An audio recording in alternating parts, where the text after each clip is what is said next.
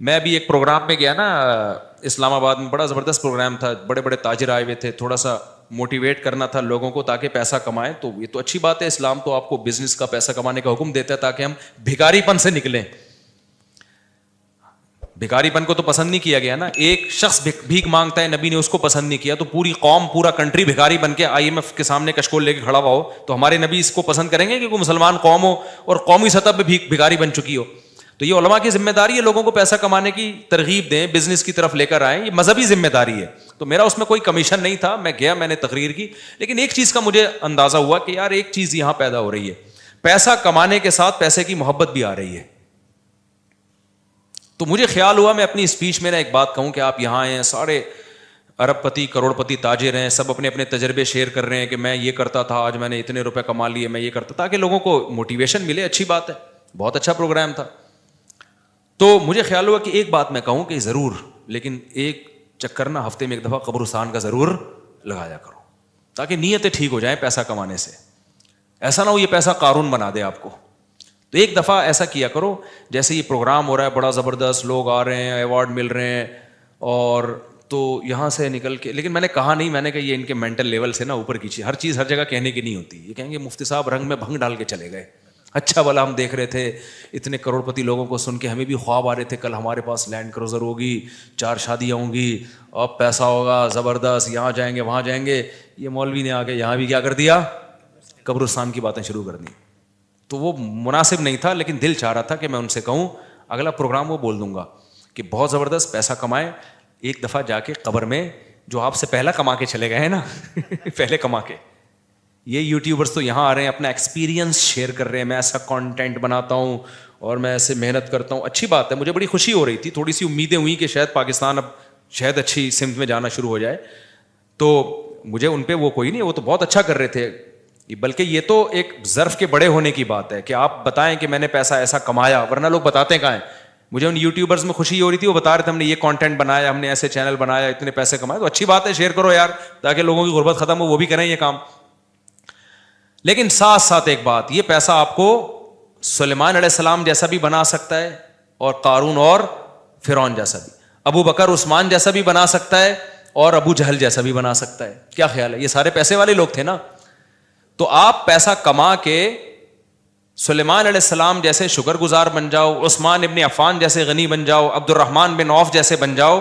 اس کے لیے ضروری ہے کہ ہفتے میں ایک دفعہ قبرستان کا وزٹ اپنے خرچے پہ کر لیا کریں, اور ایسے ہی نہیں گزرتے ہوئے, وہاں جا کے کھڑے ہو کے قبروں پہ دیکھا کریں کہ میں جتنا بھی بڑا بن جاؤں, میرے یوٹیوب پہ چینل پہ 10 ملین بھی سبسکرائبر آ جائیں, لیٹنا میں نے کہاں ہے تھوڑے دنوں میں جا کے بھائی اس قبر کے اندر. لہذا اس پیسے سے میں اس قبر کی تیاری کر لوں تو فائدہ ہے, اور اگر یہ لینڈ کروزر ہی میرا مقصد ہے اور میرا مقصد عیاشی ہی ہے اور شو مارنا ہی ہے, تو بھائی پھر یہ تو قارون نے آپ سے زیادہ کما لیا, ان خزانوں کے ساتھ ہی زمین میں دھسا ہے. وہ سمجھتے ہو کہ نہیں سمجھتے ہو, تو تھوڑا سا کبھی کبھار جب بڑے بڑے پروگراموں میں جایا کرو تو تھوڑا سا قبرستان میں, ہمیں تو اللہ نے سہولت دی ہے, بہت خطرناک قبرستان ہے یہ جو ہے نا, کیونکہ گورنمنٹ نے لائٹیں کہیں بھی نہیں لگائیں, تو یہاں تو 2-4 لائٹیں تھیں, چرسیوں نے چوری کر لی. اب اندھیرا ہوتا ہے اس میں, اس سے بڑا فائدہ ہوتا ہے. اور جن بھوت بھی لوگوں کو نظر ہوتے نہیں ہیں جن یہاں پر, لیکن لوگوں کو نظر آ رہے ہوتے ہیں, ڈرے ہوئے جا رہے ہوتے ہیں نا. سرکٹا ایک دن نظر آیا کسی کو, بعد میں پتا چلا وہ کمبخت, وہ نہیں سویٹر نا یہاں تک اس نے کیا ہوا تھا, سر ہی نہیں تھا اس کا, سویٹر یوں کر کے نا قبرستان پہ بیٹھا رہتا تھا, لوگ بھاگ جاتے تھے, بس سرکٹا آیا ہوا یہاں پہ, ٹھیک ہے نا. تو آپ یہ جو ہمیں اللہ نے بڑی سہولت دی ہے, کبھی کبھار ایسا کیا کرو, یہاں چلے جاؤ. رات کے وقت جاؤ گے تو جیسے آپ نے انرجی اپنی خرچ کرنی ہے نا, تو کہتے ہیں ڈاکٹر 1 گھنٹے کی واکنگ سے 15 منٹ کی جاگنگ بہتر ہے. 15 منٹ کی جاگنگ میں اتنی انرجی لگ جائے گی جو 1 گھنٹے کی واکنگ میں نہیں ہوگی. تو دن میں قبرستان 100 دفعہ جانے سے بہتر ہے رات میں 2:30 بجے 1 دفعہ چلے جاؤ. بس رات میں 2:30 بجے 1 دفعہ چلے جاؤ, اور وہاں جا کے بیٹھو, بیٹا آنا کہاں ہے, یہی آنا ہے. اور یہ جو لیٹے ہوئے ہیں نا, یہ سارے غریب نہیں تھے, ٹھیک ہے نا. ان میں بہت سارے کروڑ پتی تھے, ارب پتی تھے, 4 شادیوں والے بھی تھے, 1 والی بھی تھے, اور بچوں والے بھی تھے, بغیر بچوں والے بھی تھے, جوان بھی تھے, بڈھے بھی تھے, 30 سال کے بھی تھے, 15 سال کے بھی تھے, 6 مہینے کے بچے بھی تھے. کیا نظر آ رہے ہوں گے, خبریں جا کے دیکھو. کل ہوس اس طرح سے ترغیب دیتی تھی مجھے. وہ ایک شاعر نے بڑا شعر کہا ہے کہ مجھے ہوس جو ہے نا وہ ترغیب دیتی تھی. ہوس نہیں ہوتی پیسوں کی دولت کی کہ یہ سکندر ہے, ہاں وہ کہ جو ہے نا, مجھے پورا شعر یاد نہیں, 20 سال ہو گئے سنے ہوئے اس کو. اس کا خلاصہ بتا رہا ہوں کہ ہوس مجھے ترغیب دیتی تھی کہ بھائی پیسہ کماؤ, پھر یہ عیاشی اور اتنی عزت اور ایسا کچھ ہوگا اور بڑے مزے ہوں گے نا, اور نائٹ کلب جائیں گے, شرابیں پئیں گے اور یہ کچھ کریں گے. کہہ رہے ہیں ایک دن کیا ہوا, مجھے جو ہے قبرستان سے میرا گزرنا ہوا, تو مجھے جو ہے نا میری ہوس نے جو ہے نا مجھے 2-4 قبریں دکھائیں اور کہا یہ سکندر ہے, یہ دارا ہے, یہ کیکاؤس ہے. یہ سکندر اعظم کی قبر ہے, لاکھوں باندیاں تھیں اس کے پاس. آپ تو 2-4 گرل فرینڈ پہ فخر کر رہے ہو, گرل فرینڈ نہیں لاکھوں باندیاں. گرل فرینڈ آپ کے تابع نہیں ہوتی, باندی تو جیسے آپ بولو گے بھائی جو کام آپ اس کے ذمہ لگاؤ گے وہ بھاگ نہیں سکتی, نوکر ہے آپ کی. تو اتنی بڑی بڑی دنیا انہوں نے روئے زمین پہ حکومتیں کی ہیں. آج قبروں کے اندر یہ دارا ہے, یہ کیکاؤس ہے, یہ سکندر اعظم ہے. بڑے بڑے بادشاہوں کی قبریں آپ کو نظر آئیں گی پڑے ہوئے اندر. اب نئے زمانے میں شعر کو ہم یوں چینج کر دیں گے, یہ 10 ملین والا ہے سبسکرائبر تھے, یہ 20 ملین والا, یہ 50 ملین والا. ایک ایک کلپ بعض ایسے مشہور ہو جاتے ہیں, کھجا بھی رہے ہوں گے نا, بس یہ اپنی کھجانے کی ویڈیو ڈال دیں یوٹیوب پہ, لاکھوں روپے کما لیتے ہیں بیٹھے بیٹھے. وہ بعض ایسے مشہور ہو گئے, کچھ بھی نہیں کرے نا, بس وہ کہے کہ ناڑا باندھتے ہوئے دکھا دیں, میں ناڑا باندھ رہا ہوں, میں ناڑا ایسے ٹائٹ کرتا ہوں, زار بند ایسے ٹائٹ کرتا. اتنے مشہور ہو گئے ہیں وہ, بس لوگ دیکھنا چاہتے ہیں. لوگ پتہ نہیں کیا ہو گیا ابھی. اللہ جانے. وقار زکا نے کل ایک بڑی اچھی ویڈیو وائرل کی ہے یوٹیوبرز کے بارے میں, کہ اب میں وہ یوٹیوبرز کی وہ ویڈیو پہ جو اس نے کمنٹس کیا وہ تو نہیں بتاؤں گا کیونکہ اس پھر وہ اس کا نام لینا کسی کا ٹھیک نہیں ہے. اس نے کہا یار یہ عجیب ولاگر عجیب ٹائپ کے آ رہے ہیں, کچھ بھی کر لو, کچھ بھی کر لو, ملینز ایک ایک دن میں 1-1 ملین ان کے ویورز ہو جاتے ہیں. تو انہوں نے کہا یہ ان ولاگرز کا قصور نہیں, یہ قوم کا قصور ہے. اس نے بڑی اچھی بات کی, اس نے کہا یہ قوم کدھر کو جا رہی ہے بھائی, واش روم میں بیٹھا ہوا بندہ دکھا رہا ہے, دیکھیں آدھا اوپر والا دکھا رہا ہے. میں کہتا ہوں اگر وہ نیچے والا پورشن دکھا دے نا, یوٹیوب چینل بند کر دے گا, بولے گا بھائی اتنے سبسکرائبر اتنا کراؤڈ ہم برداشت نہیں کر سکتے, ڈی مانیٹائز کر دے گا یار. کہے گا بھائی یہ ہمارے بس میں اب. تو لوگوں کی نیچر دیکھو یار, کچھ بھی جو مشہور ہو جاتے ہیں ایک دفعہ مشہور ہو گئے نا, بس اب کچھ بھی کریں گے. گالی دے رہے ہیں, وہ ویڈیو آ گئی, کھجا رہے ہیں, لوگ دیکھ رہے ہیں کیسے کھجاتے ہیں یہ. تو لوگ عجیب ہیں. بہرحال جو ہو رہا ہے میں تو مارکیٹ میں وہی بتاؤں گا نا آپ کو. تو اب جو سوشل میڈیا سے وابستہ لوگ ہیں جن کے ٹک ٹاک پہ چینل, یوٹیوب پہ چینل, ان کے یہاں کامیابی کیا ہے, 4 ملین ہو گئے, 10 ملین ہو گئے, 50 ملین ہو گئے. وہ کہ تو ایک ویڈیو اتنی محنت سے بناتا ہے, 4 آدمی تجھے ملتے نہیں, اور میں کھجاتا بھی ہوں نا سر کو, تو اتنے ویوز آ جاتے ہیں. تو کل یہ شعر چینج ہوگا, یہ سکندر ہے, یہ دار ہے قبروں میں نا, تو کہیں گے یہ 10 ملین والا ہے, یہ 20 ملین والا. یہ ناڑا باندھتے ہوئے ایک دفعہ ویڈیو ڈالی تھی اس نے, اور 20 ملین ایسے ہو گئے تھے. تو یہ سب آئے گا مارکیٹ میں. تو اس لیے میرا دل چاہتا ہے کہ میں ان لوگوں سے, میرا اس پروگرام میں دل چاہ رہا تھا ایک دفعہ بولوں کہ آپ تمام حضرات سے گزارش ہے, بہت اچھا پروگرام ہے, اور اللہ کرے اور پیسہ آئے اور یہ لوگ اپنے تجربوں کو شیئر کریں, لیکن کائنڈلی تھوڑا سا قبرستان بھی, ہمارے نبی نے پیسہ کمانے کی ترغیب دی ہے, ساتھ ساتھ قبرستان جانے کی بھی ترغیب دی ہے. صحیح بخاری کی حدیث ہے, کنت نہیتکم عن زیارت القبور فزوروها فانها تذکر الاخرہ.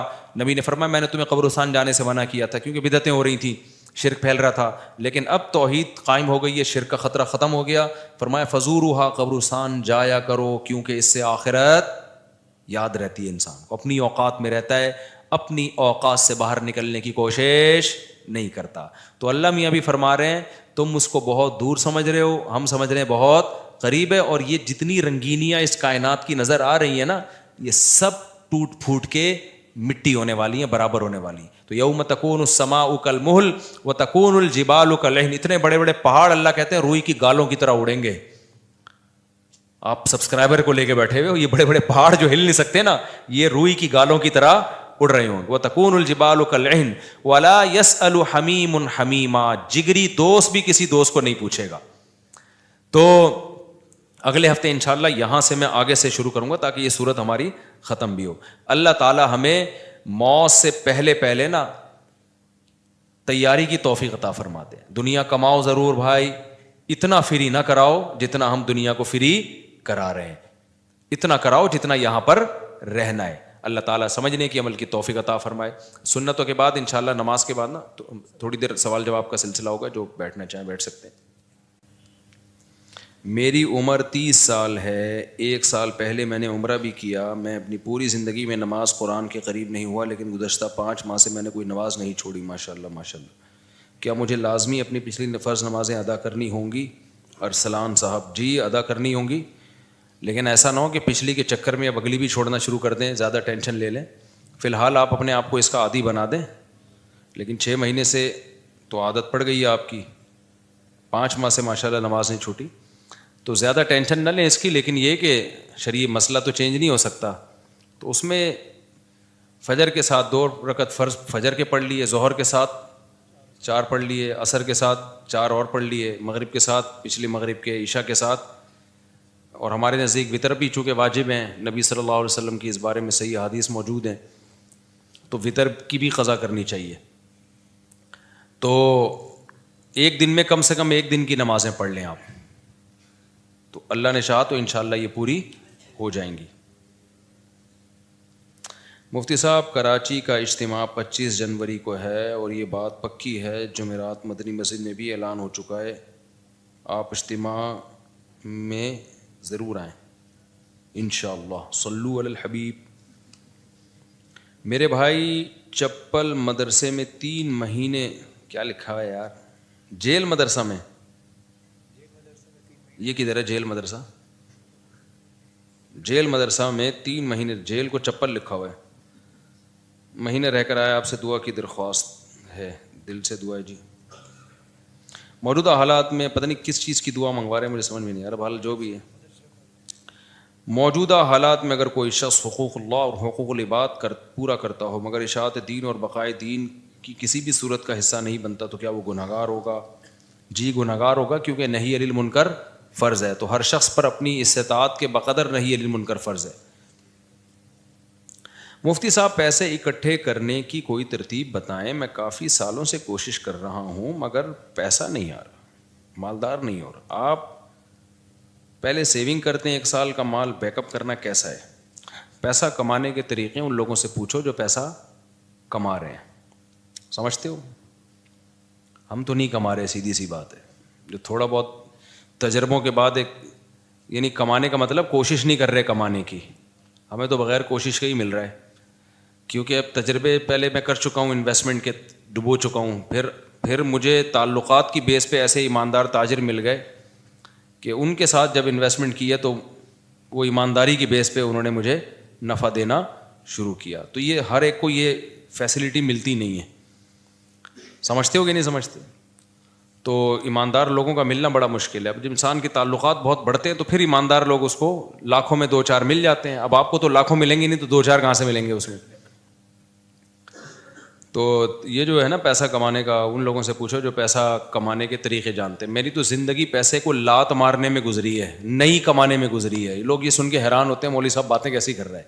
اور یہ کوئی خوشی کی بات نہیں ہے کہ لات مارنے میں گزری, بیوقوفی کی ہے میں نے, لیکن کی ہے. یہ کاروبار میں نے کیا تو جان کر اس کو ٹھپ کرنے کی کوشش کی. یعنی میرے پاس کسٹمر جب آتا تھا نا, 2007-8 کی بات کر رہا ہوں, میرا شہد کا بزنس تھا, گھر میں شہد کا اسٹاک پڑا ہوا ہوتا تھا. یہاں بندہ آ کے کہتا تھا جی 1 کلو آپ بیری کا شہد, یہ کیش اماؤنٹ دے رہا ہوں, آپ لے آئیں جا کے. میں کہتا تھا اوپر کون جائے یار, سیڑھیاں چڑھ کے جانا پڑے گا, لے کر آنا پڑے گا. تو میں کہتا تھا ایسا کریں آپ کل آ جائیں, کائنڈلی آپ کب آ جائیں. وجہ اس کی یہ تھی کہ مجھے یہ تھا کہ ناشتہ میں نے کر لیا, دوپہر کھانا میں نے کھا لیا, رات کا کھانا پڑا ہوا ہے, مدرسے سے اتنی تنخواہ مل رہی ہے کہ میرا راشن پانی 2 گھروں کا ہو جاتا ہے. مہینے کے بعد کچھ نہیں بچتا تو تنخواہ آ جاتی ہے. تو اور اگر جامعہ سے تنخواہ نہیں ملے, بعض دفعہ وہاں بھی حالات ایسے چلتے رہتے ہیں 2-2 مہینے, تو دکان والے سے اتنے تعلقات ہیں وہ کریڈٹ پہ دے دیتا ہے. جب 2 مہینے بعد تنخواہ ملے گی تو 2 مہینے کے اکٹھے پیسے نمٹا دیں گے اس کو. تو ایسے ہمارا حساب کتاب چل رہا تھا. تو مجھے یہ تھا کہ یار میری خواہش کیا ہے, ذاتی گھر پراپرٹی تو میری خواہش نہیں ہے. ایک گھر مسجد نے دیا ہوا ہے, ایک جامعہ تو رشید مجھے اس کا رینٹ دیتا ہے, میں جامعہ میں ٹیچر ہوں. تو گھر کا رینٹ, وہ 2 بیویاں تھیں میری اس وقت, تو ایک کا رینٹ جامعہ دے رہا ہے, گیس بجلی کا بل, اور ایک گھر مجھے مسجد میں امامت ہے, تنخواہ تھوڑی ہے, لیکن مجھے یہ سہولت ہے, انہوں نے گھر دیا ہوا ہے, اور مجھے کیا ضرورت ہے پیسہ. میری جو اپنی کھوپڑی تھی وہ یہ تھی. تو گھر میں آٹا, دال, گوشت, انڈا جو ضرورت ہوتی ہے, ہر روزانہ گوشت نہیں بنتا تھا, ہفتے میں ایک آدھ دفعہ گوشت بن جاتا ہے, بہت ہوتا ہے ہفتے میں. کیٹو ویٹو ٹوفی ڈرامہ چھوڑ دو, کیٹو ڈائٹ یہ غریبوں کے کام نہیں ہے. غریب آدمی سب کچھ کھا کے بھی ٹھیک رہتا ہے, اور امیر آدمی روزانہ انٹرنیٹ پہ سرچ کر رہا ہوتا ہے کیا کھانا ہے, پھر بھی مر جاتا ہے بہت جلدی. تو ظاہر ہے ہم اپنی کیٹو بھی کھائیں گے تو اپنی حیثیت کے حساب سے کھائیں گے نا. تو ہفتے میں ایک دن ہمارے گوشت بنتا تھا, اور ایک دن کڑھی بنتی تھی, دال چاول ایک دن. وہ ہمارا اس سیٹ اپ چل رہا تھا. صبح مجھے پراٹھے, میں نہیں چھوڑ سکتا, تو انڈے پراٹھے مجھے ہو جاتے تھے. تو میں سوچتا تھا یار میرا تو گزارا ہو رہا ہے. بچوں کی اسکول کی ہم نے ٹینشن لی نہیں, ہم نے کہا پیسے ہوں گے تو اسکول پڑھا دیں گے, نہیں تو بھائی ہوم اسکولنگ, گھر میں رہو بس پڑھو, جتنا اماں کو آتا ہے وہ پڑھا دے گی, جتنا ہمیں آتا ہے ہم پڑھا دیں گے. تو اب اس کے بعد مجھے جو میں دل کی, میرے جو دوست احباب ہیں نا, ان سے آپ یہ پوچھ سکتے ہیں, آپ سمجھیں مجھے شو مار رہے ہیں, شو نہیں مار رہا, میں اپنی برائی کر رہا ہوں.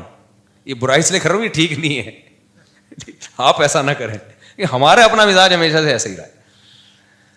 تو اب یہ کہ یار کیونکہ اب پڑ ہی نہیں رہی سر پہ نا, کوئی ضرورت ہی نہیں آ رہی. جب پڑتی ہے تو پھر آدمی کمانے کے سوچتا ہے, پڑ ہی نہیں رہی سر کے اوپر. میری ضرورت تھی پراٹھا. مجھے یاد ہے جب میں نے دوسری شادی کا ارادہ کیا, اچھا پراٹھا بھی گھر کا نہیں, مجھے ہوٹل ہی کا پراٹھا چاہیے, گھر کا نہیں. گھر میں وہ مزہ نہیں آتا پراٹھے میں, جتنا بھی اچھا بنا وہ. کبھی میرے ساتھ بیٹھ کے پراٹھا کھاؤ تو تمہیں پتا ہے. ایک دن لاہور سے ایک بندے آئے, انہوں نے کہا یہ پراٹھے بیان میں بہت کرتے ہو. میں اس کو لے گیا ہوٹل میں, میں نے ناشتہ کرا, کہہ رہا یار واقعی ایسا پراٹھا آج تک میں نے نہیں کھایا. تو وہ بڑے پیٹ کے لیے بہت نقصان دہ ہوتے ہیں, لیکن یہ ذہن میں رکھیے گا, وہ سفید آٹے کے پراٹھے ہوتے ہیں, مزہ بہت ہے یار. تو اب کیا تھا کہ میں نے کہا میری بنیادی ضرورت, بنیادی بھی نہیں ہے, عیاشی ہے پراٹھا. بنیادی ضرورت تو ناشتہ ہے ہی نہیں, 2 ٹائم کی روٹی ہے, ناشتہ تو آپ کی گریوی ہے. تو میں یہ سوچتا تھا کہ یار میرے پاس تو گھر بنانے کے پیسے نہیں ہیں, اللہ نے 2 گھر مجھے فری پھوکٹ کے دیے ہوئے ہیں. ایک کا کرایہ وہ ادارہ دے رہا ہے جہاں میں ٹیچر ہوں, اور ایک مجھے مسجد میں امامت کی وجہ سے امام ہونے کی حیثیت سے ملا ہوا ہے. ابے میں تو کروڑ ارب پتی آدمی ہوں, لوگوں کے پاس ایک ایک گھر نہیں ہے, میرے پاس 2 گھر. اللہ کی قسم دل میں یہ کیفیت, یہ اوپر سے نہیں کہہ رہا. اور لوگ روتے ہوئے آ رہے ہوتے تھے میں ذاتی گھر نہیں بنا سکا اور میرے پاس یہ نہیں ہے. میں کہتا اس کو دیکھو پاگل آدمی. مجھے اس پہ ترس اس پہ نہیں آتا تھا ذاتی گھر نہیں ہے, مجھے اس پہ آتا تھا یہ بیوی بیچارے کی ایک ہی ہے, میں عیاشی کر رہا ہوں, میری بیویاں کتنی ہیں, 2 ہیں. تو رینٹ کے گھر تھے ہمارے, رشتے بھی ہم بیچتے تھے. تو کہ بھائی تیسری شادی کے لیے جب پیغام بھیجا کہاں رکھو گے بھائی, وہ دوسری کو آمادہ کر لیا کہ تیسری کو اپنے ساتھ رکھ لے. انہوں نے کہا بھائی آج کل کوئی نہیں رہتا. اس بیس پہ میری بہت دنوں تک شادی نہیں ہوئی. پھر ایک دفعہ ہو بھی گئی تھی, ایک دفعہ ہوئی تھی تو تبھی ہوئی نا, پھر 3 وہ اسی ایام میں ہوئی ہے, انہیں غربت کے ایام میں. تو الحمدللہ اس وقت مجھے کہیں اتنا سی بھی فیلنگ نہیں ہوئی ہے کہ میں غریب ہوں. اللہ کی قسم میری یہ کیفیت تھی, میرے سے بڑا سیٹ شاید دنیا میں کوئی بھی نہیں. وجہ اس کی یہ تھی, میں سوچتا تھا کہ ایک ہوتی ہے ضرورت, اللہ میری صرف ضرورت پوری نہیں کر رہا بلکہ مجھے ضرورت سے کئی گنا زیادہ دے رہا ہے. یہ جو پراٹھے میں صبح انڈے کے ساتھ پھوڑ رہا ہوں یہ میری ضرورت بولو. تو میں تو 3 ٹائم کا کھانا کھا رہا ہوں یار. گوشت ہفتے میں 1 دن کھا رہے ہیں تو کیا ہوا, دال چاول اور بھنڈی کا جو مزہ ہے, خدا کی قسم بھوک لگ رہی ہو, بھنڈی ایسے پھوڑتا ہے آدمی. میں تو مزے لے لے کے کھانا کھاتا ہوں, بھوک لگ رہی ہو, ابھی مجھے لگ رہی ہے بھوک, باقی مجھے سخت بھوک لگ, میں نے دوپہر کھانا نہیں کھایا اس لیے بھوک لگ رہی ہے, صبح کا ناشتہ کیا ہوا ہے. تو اب میں نے سب گھروں میں فون گھمایا کیا پکا ہوا ہے. یہ سہولت ہے, تم غریبوں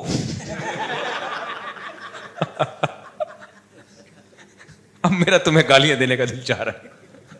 ہم نے فوکس کیا شادیوں کو جو نیچرل ہے, تم فوکس کرتے ہو بحریہ ٹاؤن کو, گاڑیوں کو. یہ نیچرل تھوڑی ہے یار, جو نیچرل لذتیں ہیں وہ تو بیوی اور بچوں میں ہیں. سمجھتے ہو کہ نہیں سمجھتے؟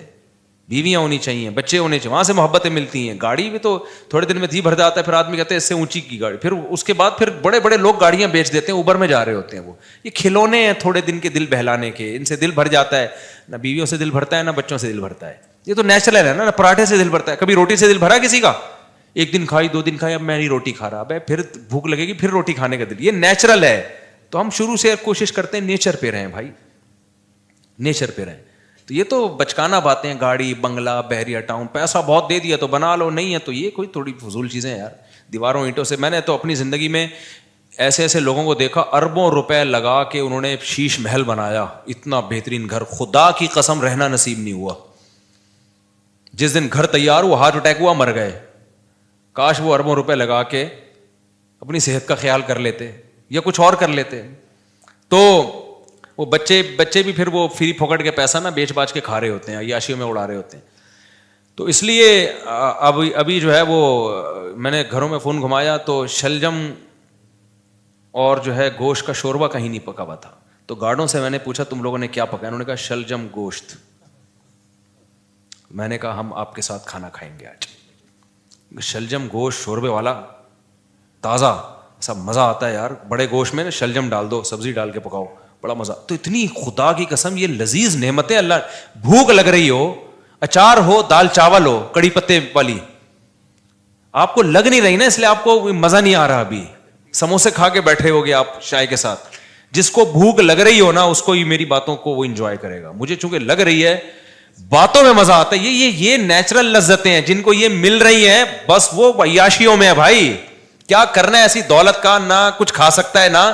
اکثر مالدار ہم نے دیکھے ہیں, ایک آدھ بچہ ان کا, وہی بچہ خراب نکلا, وہی ٹینشن دے رہا ہے, زندگی عذاب بن گئی ان کی. شروع میں پیسے سے برگر اتنے کھا لیے کہ اب کچھ کھانے کے قابل نہیں بچے, اتنا وزن بڑھ گیا ان کا, کھا ہی نہیں سکتے. پراٹھے کا نام سن کے بے ہوش ہو جاتے ہیں وہ.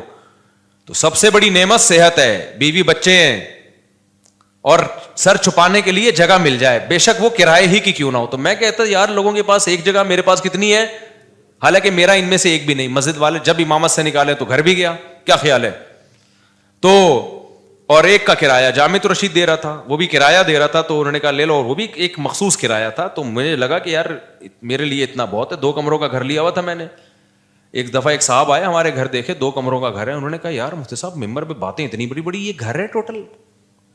میں نے کہا جتنی بڑی باتیں اس سے بڑا اللہ نے گھر دیا ہے ہمیں الحمدللہ. 2 کمرے, میری ضرورت اس سے پوری ہو رہی ہے. اس وقت میرے 16 بچے تھوڑی تھے, 2 بچے تھے, تو 2 کمرے بہت ہیں, اس کے بہت ہیں 2 کمرے, رہ لیتے ہیں. ایک واش روم ہے, کچن ہے, تھوڑے بہت. بس ایک چیز کی مجھے ٹینشن تھی, دھوپ نہیں ہے اس میں, ہوا بھی تھی, دھوپ نہیں ہے, تو وہ ایک ٹینشن تھی. تو میں کہتا تھا یار اللہ نے ساری عیاشیاں دی ہوئی ہیں, تو ایک تھوڑی سی اگر ٹینشن دے دی تو کیا ہے, دھوپ کا انتظام نہیں ہے, کیونکہ سن لائٹ میرے لیے, میں نہیں بغیر دھوپ کے بغیر گزارا ہوتا. تو پھر وہ یہ بڑی ایک ٹینشن ہوتی ہے انسان کو. خیر, تو میں جب دوسری کی سوچ رہا تھا نا, تو میں ناشتے نہیں مجھ سے چھوٹ رہے تھے ہوٹل کے جو خاص قسم کا پراٹھا. تو مجھے یاد ہے میں نے اپنے دوست کے ساتھ پلاننگ کی, یار میں اب دوسری شادی کر رہا ہوں, میرا خرچہ بڑھے گا, مجھے یہ ہوٹل کا پراٹھا چھوڑنا پڑے گا. آپ اندازہ لگا رہے ہو غربت کا. لیکن میں غریب نہ اس وقت سمجھتا تھا نہ اب, اور حقیقت ہے ہم کہاں خسے غریب ہیں بھائی. تو میں نے کہا یار یہ مجھے قربانی دینی پڑے گی, کیونکہ اب میرے خرچے ڈبل ہو جائیں گے. تو مجھے اب یہاں سے کیا کرنا ہے, یہ عیاشی جو ہے نا, عیاشی پٹھان ہوٹل کے جا کے پراٹھے پھوڑ, یہ عیاشی مجھے چھوڑنی پڑے گی. لیکن اللہ کی قدرت ایسی ہوئی کہ وہ بھی نہیں چھوڑنی پڑی. آپ جیسے جیسے شادی کرتے ہیں, بچے ہوتے ہیں, آپ کی سورس آف انکم بڑھتی چلی جاتی ہے, کم نہیں ہوتی ہے. تو کم ہوتی نہیں ہے کسی قیمت. اب میری سورس آف انکم پھر کہاں سے, آسمان سے پیسے برسنا شروع ہوئے. میرے ساتھ ایسے ایسے معاملات ہوئے ہیں کہ میں تو بتا رہا ہوں نا, کاروبار شروع کیا تو یہ بزنس ہو رہا تھا میرا. میں بیٹھا ہوا ہوں, جی شہد چاہیے, ابے اوپر کون جائے گا شہد لینے, کیوں, میری ضرورتیں پوری ہو رہی ہیں. مجھے لگ رہا ہے یہ بزنس کیا ہے, غریبی ہے. اگلے دن آ رہے ہیں انکل بھائی اب تو لے آؤ, پھر اگلے دن گیا میں شہد لایا, چلو یار لے لو بھائی. اس طرح سے ہمارا شہد بک رہا ہے, اس سے جو پروفٹ ہو رہا ہے وہ بھی اتنا ہونا شروع ہو گیا. لیکن اتنا نہیں ہوا کہ کسی کے بزنس میں جو باقاعدہ. تو مجھے پھر اب تو چونکہ میرے مالی حالات اور اچھے ہو گئے الحمدللہ, تو پھر مجھے لگا کہ یار اچھا, پھر میں نے نکاح جب رجسٹریشن, میں نکاح فری میں پڑھاتا تھا, پیسے نہیں لیتا تھا. مجھے عجیب سا لگتا تھا نکاح پڑھا رہے آدمی پیسے لے رہا ہے اس کے. لیکن کیا ہوا, 4-6 دفعہ مجھے اندازہ ہوا کہ بھائی یہ نکاح کا نکاح نامہ بیٹھ کے فل کرتے رہو, نادرا سے وہ لوگ بھی پیسے مانگتے ہیں, نادرا سے رجسٹریشن کرواؤ اس کی, اچھا خاصا ٹینشن والا کام ہے. یا تو میں پابندی لگا دوں, میں کسی کا نکاح نہیں پڑھاؤں گا, یا مجھے کوئی بندہ رکھنا پڑے گا. پھر میں نے بندہ رکھا کیونکہ میرے پاس بہت زیادہ لوگ آ رہے تھے نکاح پڑھوانے کے لیے. اچھا, اس کام کے لیے مجھے نکاح رجسٹرار بننا تھا. لوگوں نے کہا مفتی صاحب آپ نکاح رجسٹرار بن جاؤ, اس میں بڑے پیسے آئیں گے. میں نے کہا 1 سال تک مجھے یہ توفیق ہی نہیں مل رہی کہ میں جاؤں آفس کہ مجھے سرٹیفکیٹ دے دو قاضی کی نکاح رجسٹرار کا. ہلا ہی نہیں جا رہا, کیونکہ ضرورت نہیں ہے نا, پراٹھے چل رہے تھے اسی حساب سے, تو میں کیوں جاؤں. پھر میں نے کیا کیا, ایک قاضی نے مجھے, ایک نکاح رجسٹرار نے کہا یار آپ میرا فارم لے کے پڑھا آپ دیا کرو, فیس لے کے مجھے دے دیا کرو آپ میں رجسٹر کر. تو میں نے ایسا کرنا شروع کیا, 6 مہینے میں نے ایسے کیا. ایک نکاح رجسٹرار آئے, انہوں نے کہا میرے پاس پورا سیٹ اپ ہے, پڑھا آپ دیا کرو, ڈاکومنٹیشن میں کر دوں گا, پیسے کس کو دے دیا کرو. تو میں نے پیسے لینا شروع کر دیا, ان کو دینا شروع کی. تو محنت ہو رہی تھی نا بیچارے کی, نکاح بھرنا بھی ہے اس نے. ایک دن کیا ہوا, جو یونین کونسل میں ہوتے ہیں نا, جو نکاح رجسٹریشن کا سرٹیفکیٹ دیتے ہیں, وہ خود میرے پاس چل کے آ گیا. اس نے کہا مفتی صاحب آپ کے نام سے, آپ کے سائن سے اتنے نکاح ہو رہے ہیں, تو آپ خود نکاح رجسٹرار کیوں نہیں بن جاتے. میں نے کہا یار مجھے یہ وہاں چل کے جاتے ہوئے بہت ٹینشن ہو رہی ہے, کہ کیونکہ مجھے جس چیز کی ضرورت نہ ہو نا, مجھ سے وہ کام ہوتا نہیں ہے, تو اب میری ضرورتیں پوری ہو رہی ہیں. انہوں نے کہا آپ ادھر ان کو اتنے پیسے دے رہے ہو, خود رکھ لو, وہ کچھ اپنا رکھ لو, کچھ اپنے اسسٹنٹ کو دے دو کچھ. تو میں نے پھر یہ کیا کہ میں نے کہا بھائی میرے پاس ٹائم نہیں ہے. وہ خود گھر پہ آ کے سارا کام کیا, سرٹیفکیٹ پکڑا کے چلا گیا نکاح رجسٹرار کا. میں نے کہا اسٹیمپ تیرا باپ لگائے گا اس پہ, میرے پاس تو ٹائم نہیں ہے. اس نے ٹھپے لگے ہوئے نا پہلے سے, آپ پر اعتماد ہے, آپ مس یوز نہیں کرو گے. پھر میں نے ایک اسسٹنٹ رکھا, میں نے کہا نکاح کہ ساری ڈاکومنٹیشن تیرے ذمے ہے, تو میں فیس لے رہا ہوں ان کو دینے کے لیے, پھر ظاہر ہے مجھے بھی بچتی ہے. تو اب اتنا بھی استغنا ٹھیک نہیں ہے نا, اتنا بھی شو مارنا ٹھیک نہیں ہے کہ جب کچھ ہو ہی نہیں رہا تو پھر جو رزق آ رہا ہے تو آنے دو. پھر ہم نے اس کی ایک فیس رکھ دی. ہم نے کہا ٹھیک ہے بھائی, اتنا تیرا, اتنا ٹائم تو لگ رہا ہے نا. تو یہاں جا کے پھر وہ اتنے نکاح آنے شروع ہو گئے کہ انڈے پراٹھوں سے ہم تھوڑا آگے. ہم نے کہا فری پھوکڑ کا آ رہا ہے بھائی. اچھا خیر, پھر بھی اتنی فیس نہیں ہے جتنی لوگ لے رہے ہیں. میں اپنے نام کی فیس لینا چاہوں نا, جو اللہ نے ٹوٹی پھوٹی ہم جیسے نالائقوں کو شہرت دے دی, تو اس اسٹیج پہ پہنچنے کے بعد قاضی کی فیس 1.5 لاکھ 2 لاکھ ہوتی ہے.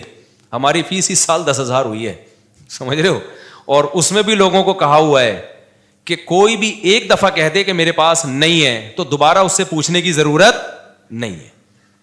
یہ نہیں اس کے کہ تو آئی فون لے کے کیسے گھوم رہا ہے جب تو کم بخت 10,000 نہیں دے سکتا, یہ تیرے پاس یہ موبائل کہاں سے, یہ نہیں. اس کو میں نے اسسٹنٹ کو بتایا بھائی جو ایک دفعہ کہہ دینا کہ نہیں دے سکتا, دوبارہ پوچھنے کی ضرورت بولو نہیں ہے, فری میں پڑھائیں گے.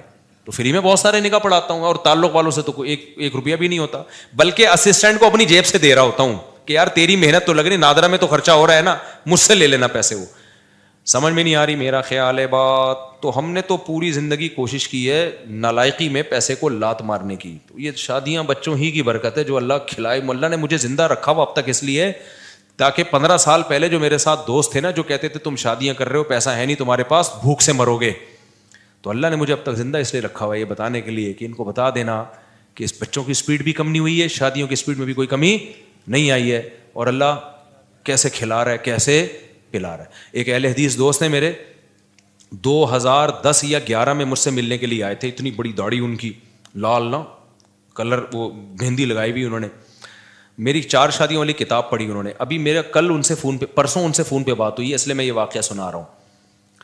وہ آئے, کہتے ہیں آپ نے کیا کتاب لکھی ہے مفتی صاحب. اچھا انہوں نے میرے حالات دیکھے, میری پھٹ پٹی, انہوں نے مجھے اپنے گھر میں دعوت کی. انہوں نے کہا یار میں نے ایسی کتاب آج تک نہیں پڑھی. بڑے متاثر تھے. یہ وہی ہے جن کو تبلیغ میں نہیں میں نے بتایا تھا کہ وہ سارے فرقوں میں دھکے کھا کے آخر میں گئے تبلیغ میں, یہ وہی ہیں, بروہی ہیں, بروہی. تو بلوچستان سے ان کا تعلق ہے. انہوں نے میری گھر میں دعوت کی, میں اپنی پھٹ پٹی پہ گیا. اچھا اس وقت بھی ہمارا ہم پھٹ پٹی کو سمجھ رہے تھے لینڈ کروزر ہے ہماری, غربت کا تو اس وقت بھی احساس نہیں تھا, کیونکہ بھائی لوگوں کے پاس یہ بھی نہیں ہوتی یار. تو ہم تو پھٹ پٹی بھی جا رہے ہیں, ٹرن کر کے پہنچ گئے. مجھے یہ خوشی ہوتی تھی کہ اس کے پیسے میرے پاس ہیں الحمدللہ, میں پیٹرول ڈال سکتا ہوں اپنے خرچے پہ. تو ان کا پرسوں فون آیا, انہوں نے کہا مفتی صاحب مجھے آپ کا وہ زمانہ یاد ہے, اور کہتے ہیں میں آپ کا ہر جگہ دفاع کرتا ہوں, ہر جگہ دفاع کرتا ہوں, کہ اس آدمی نے اس وقت یہ بات کہی تھی کہ پیسہ مت دیکھو, شادیاں کرو, نسل مت روکو. کہہ رہے اب لوگ نا آپ کی ریووں پہ اعتراض کرتے ہیں, یہ مفتی ریووں میں گھوم رہا ہے, یہ مفتی امریکہ جا رہا ہے, یہ مفتی جاپان جا رہا ہے, یہ مفتی سوئٹزرلینڈ جا رہا ہے, یہ مفتی یہ وہ. بھائی جب ظاہر ہے نوٹ آئیں گے تو شادیاں تو ہوں گی. کہہ رہا ہے میں ہر ایک کے ساتھ سامنے دفاع کرتا ہوں کہ میں اس مفتی کو جتنا جانتا ہوں آپ لوگ نہیں جانتے.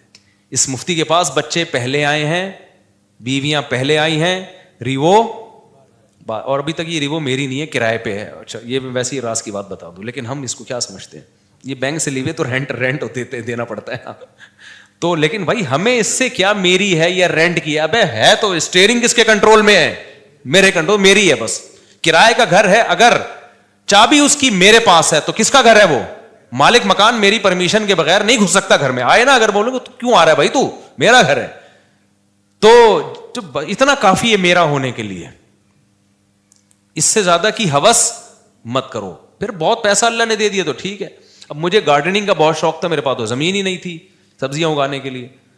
تو اب ایک ہے تو گورنمنٹ ہی کی زمین ہی ہے, لیکن کسی کام کی نہیں ہے, تو ہم نے یہاں پودے لگانا شروع کر دیے. جب تک کوئی چھیڑ نہیں رہا تو ہم اپنی سمجھ رہے ہیں. ابھی میں نے اس کا ولاگ بھی بنایا ہے, لوگ سمجھ رہے ہیں مصطفیٰ کے پاس بڑا ایریا زبردست, حالانکہ وہ گورنمنٹ کی زمین ہے.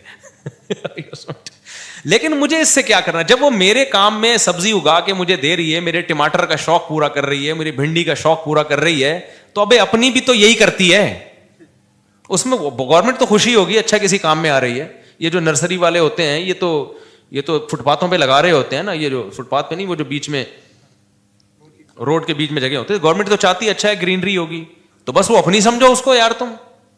تو مجھے کیا کرنا ہے کہ کاغذ میں میرے نام ہو. بھائی جو چیز میرے استعمال میں وہ کس کی ہے, آپ نے پراٹھا اپنے خرچوں سے خرید کے مجھے اس میں شریک کر لیا, تو یہ پراٹھا کس کا ہے, میرا ہے, مزہ وہی آئے گا اس میں.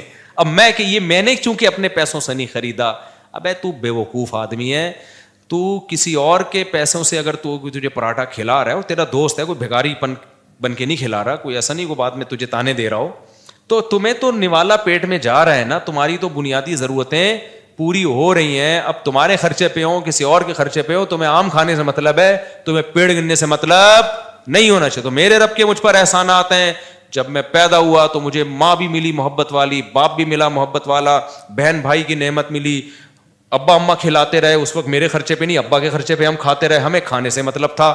اللہ نے ہمیں گھر کی چھت بھی دی, ابا کے گھر تھا وہ, میرا گھر نہیں تھا, تو مجھے اس سے کیا غرض کہ مجھے تو گھر مل گیا نا جو میری ضرورت ہے. پھر جب ہماری شادی ہوئی, دوسری جب ہوئی, تو دھکے مار کے گھر سے نکالنے کی کوشش سے پہلے ہی ہم نکل گئے. الحمدللہ ہمیں پتا تھا نکال دیا جائے گا, لیکن ہم پہلے ہی نکل گئے. تو لیکن نکالا نہیں ہے, دوسری زیادہ سے زیادہ باتیں نہیں جا سکتی. خیر, تو اب کچھ باتیں آنے میں گھر والے بھی سن رہے ہوتے ہیں, وہ بھائی کیا آپ کیا باتیں کر رہے ہیں. اچھا خیر, تو پھر مجھے ایک گھر کرائے پہ مل گیا, تو میری تو چھت, مجھے وہی چھت مل گئی الحمدللہ. پراٹھے اسی طرح سے چلتے رہے, کھانا پینا چلتا رہا, اب تک بھی چل رہا ہے. تو میں نے اس لیے کاروبار کو بدتمیزی کے ساتھ کاروبار کیا کہ کچھ ضرورت ہی نہیں پڑ رہی یار. کوئی مصیبت پڑے نا, بھوک لگ رہی ہے, مر رہے ہیں, تو پھر آدمی اخلاص سے کرتا ہے. تو ہماری مہینے کے اینڈ کے بعد نہیں, مجھے اگلے مہینے کی پہلی تاریخ کو میرے ساتھ کیا ہوگا یہ مجھے نہیں پتا ہوتا تھا. تو اب ایسے آدمی کے پاس اگر پیسہ آئے تو اس کا تو دماغ خراب ہو جائے گا کہ نہیں ہو جائے گا, جو اس زمانے کو بادشاہت والا زمانہ سمجھ رہا ہو. تو میرے پاس تو اگر ریوو آ گئی تو میں تو کہہ رہا ہوں یار, میں تو پٹپٹی کو سمجھتا تھا کیا یہ جو نہیں ہوتی دھکے والی پٹپٹی. پھر ہمارے پاس جب پیسہ آیا تو ہم نے پھر وہ GTO 110 بھی خریدی, ایسا نہیں ہے کہ وہ پٹپٹ بھی گھومتے رہے. تو جب یہ تو پھر تو اس لیے ہم لوگوں کے مسائل غربت نہیں ہے, ناشکری ہے. آپ نے ایک فرض کیا ہوا ہے کہ میں نے اس لیول تک جانا ہے. میں نے ابے کیوں فرض کر کے بیٹھا ہوا ہے, تو محنت ضرور کر, اللہ دے ٹھیک ہے, نہیں دے تو جو ہے اس پہ سمجھو کہ بہت دیا اللہ نے ہمیں. اور اس سے انسان کی صحت اچھی ہوتی ہے, خوش رہتا ہے تو اور اچھی ہو جاتی ہے صحت, ہر چیز کو انجوائے کرتا ہے. اور جو آدمی بیچارہ دولت کی ٹینشن لے کے بیٹھا, وہ کمبخت دولت بھی اس کے کام کی نہیں ہوتی, اس کو ہر وقت ٹینشنیں کھائی جا رہی ہوتی. تو خوش رہنا سیکھو بھائی. خوش وہی رہے گا جو کہے گا میرے پاس میری حیثیت سے زیادہ اللہ نے مجھے دیا ہے. جو یہ جس کے دماغ میں کانسیپٹ آ گیا نا, تو وہ خوش رہے گا. اور جو یہ سمجھنے لگا کہ میری ضرورت اتنی ہے, اللہ دے کم رہا ہے مجھے, تو بھی ٹینشن میں جاؤ گے. تو پراپرٹی کو ٹینشن نہ بناؤ, ذاتی گاڑی کو ٹینشن, بولو پیسہ کمانا نہ چھوڑ دو, پہلے ہی مرے ہوئے لوگ ہیں اور مر جائیں گے. ایسا نہ ہو میری موٹیویشن سے آپ سمجھے پیسہ غریب لوگ ہیں, ملک کا بیڑا غرق ہو رہا ہے. لوگوں کے پاس پیسہ آئے گا تو ملک کو بھی فائدہ, اور پیسہ کوشش کرو ڈالر میں کماؤ. پاکستانی کرنسی میں پیسہ کمانے کا زکوٰۃ دینی چاہیے ایسے آدمی کو جو یعنی کرنسی میں پیسہ کما رہا ہے. تو پیسہ کماؤ ڈالر میں. ہم تو لوگوں کو ترغیب دیتے ہیں باہر سے پیسہ لے کر آؤ. تبھی میں لوگوں کو کہتا ہوں یوٹیوب چینل بناؤ, ولاگنگ کرو, کچھ بھی کرو. ابھی تو میرا ایونٹ تو اسلام آباد میں یہی تو ترغیب دینے کے لیے تھا کہ یہ جو یوٹیوب ہے نا, بہترین, یہ جو یوٹیوب کی ارننگ کے جو حرام ہونے کے لوگ کہتے ہیں نا حرام ہے, اس کو تو میں کئی دفعہ دلائل دے چکا ہوں. لوگ کہتے ہیں احتیاط والے پہلو پر عمل کریں اگر حلال حرام میں بہتر. بھائی احتیاط والے پہلو پر اگر آپ عمل کر رہے ہو تو دوسری احتیاط چھوٹ رہی ہے. اب یہ جو یوٹیوب ہے, سوشل میڈیا ہے, یہ ریمیڈنس لانے کا ایک بہت بڑا ذریعہ ہے. اگر آپ اسی کو حرام قرار دے دیا, ایک تو خالص حرام ہے, وہ تو کبھی بھی حلال نہیں ہو سکتا, لیکن اگر گنجائش کا پہلو نکل رہا ہے تو لوگوں کو دینا چاہیے. اس لیے کہ ریمیڈنس جتنا زیادہ ملک میں ابھی آئے گا وہ یوٹیوب فیس بک کے ذریعے آئے گا. جتنا اس کے ذریعے آ رہا ہے کسی اور ذریعے سے نہیں آ رہا. اس سے آپ کا ملک تھوڑا سا تو اسٹیبل ہوگا نا, آپ کا کنٹری. اس پہ لوگ ہمیں کہتے ہیں اصل میں اپنے چینل ہے نا اس لیے یوٹیوب کی ارننگ حلال ہے. جب ہمارا چینل نہیں تھا تب ہم نے یوٹیوب کی ارننگ کو حلال ہونے کا فتویٰ دیا تھا 2014 میں. اس وقت ہمیں پتہ ہی نہیں تھا یوٹیوب چینل ہوتا کیا ہے. پتہ تو اب بھی نہیں ہے کیونکہ ابھی بھی ہمارا چینل کسی اور نے بنایا ہے, لیکن اس وقت تو پتہ ہی نہیں تھا کہ اس میں کوئی سورس آف انکم بھی ہے, کچھ بھی نہیں پتا تھا اس بارے میں.